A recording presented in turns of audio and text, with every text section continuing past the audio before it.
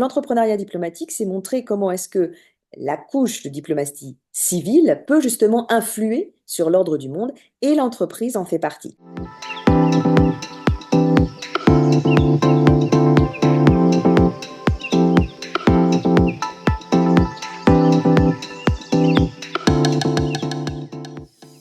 Bonjour Gila, Bonjour! femme de théâtre, enseignante à Harvard et à Sciences Po, nommée artiste pour la paix à l'UNESCO. Votre coaching est basé sur la psychologie positive, la négociation, l'intelligence émotionnelle. Et dans l'un de vos derniers articles parus dans Forbes, tout récemment, vous parlez d'entrepreneuriat diplomatique, de l'entreprise comme organe essentiel de la paix internationale. Expliquez-moi un peu ce principe d'entrepreneuriat diplomatique.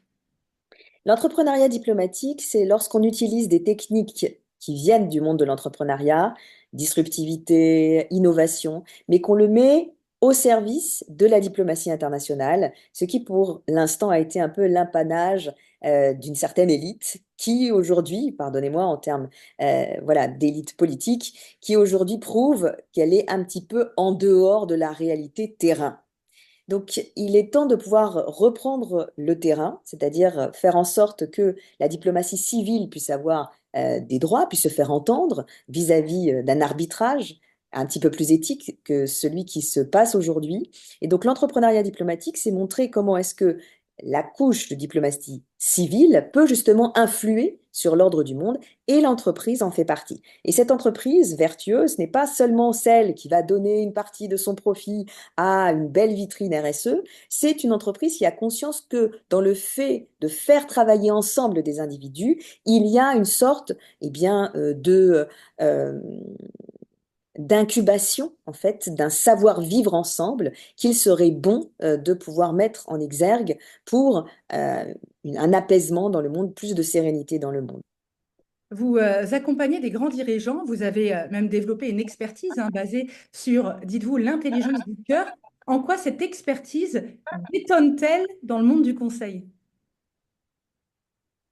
Je pense que cette expertise qui touche à cette notion de artificial intelligence, donc l'intelligence qui est basée sur le cœur et pas uniquement sur le côté artificiel, elle nous rappelle simplement qu'en fait, on est tous dans cette capacité de comprendre l'humain. Pas seulement par l'empathie.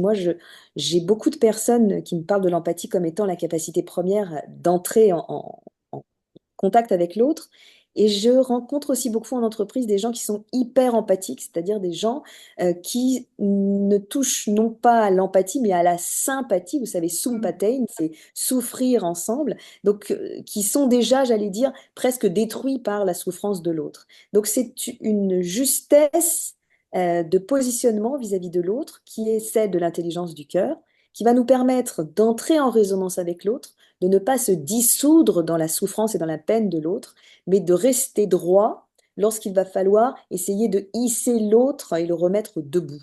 J'utilise souvent cette métaphore. Beaucoup de personnes, en parlant de l'empathie, se disent qu'il faut ressentir ce que l'autre ressent lorsqu'il est malheureux. Et donc, ben, quand on voit quelqu'un à terre, s'allonger à terre à ses côtés pour lui demander comment il va, je pense au contraire qu'il faut rester debout, être en capacité de prendre une assise vis-à-vis de ses jambes, s'accroupir près de la personne pour lui demander comment elle va et retrouver toute sa force pour hisser la personne vers le haut, lui tendre la main et garder cette distance pour lui permettre justement de retrouver sa force et sa dignité humaine. C'est ça l'intelligence du cœur, trouver la bonne distance vis-à-vis d'une empathie qui serait une empathie non vertueuse puisqu'elle m'empêcherait l'action face à quelqu'un qui serait dans le besoin.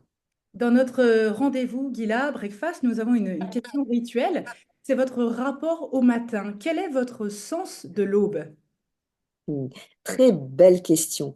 Eh bien, le sens de l'aube, c'est le sens d'un entre-deux. C'est le sens encore d'un monde qui m'appartient, qui est le monde de la nuit, où je peux choisir de me laisser aller à l'endormissement, de me laisser aller au rêve ou de me laisser à des tâches qui me sont personnelles.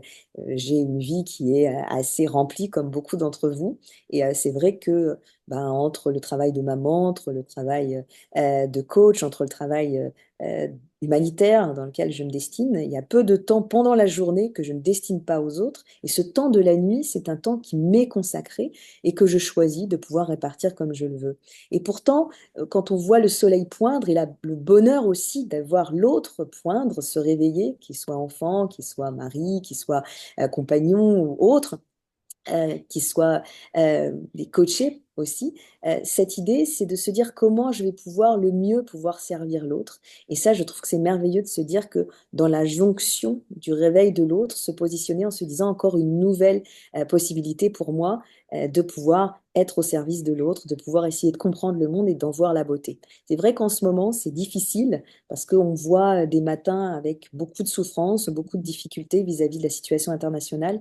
Je pense que si on se retrousse les manches et qu'on se dit que ce matin, c'est une nouvelle possibilité de porter aussi de l'attention sur la beauté du monde, sur l'éveil des autres et sur les prises de conscience, je pense qu'on peut aller mieux.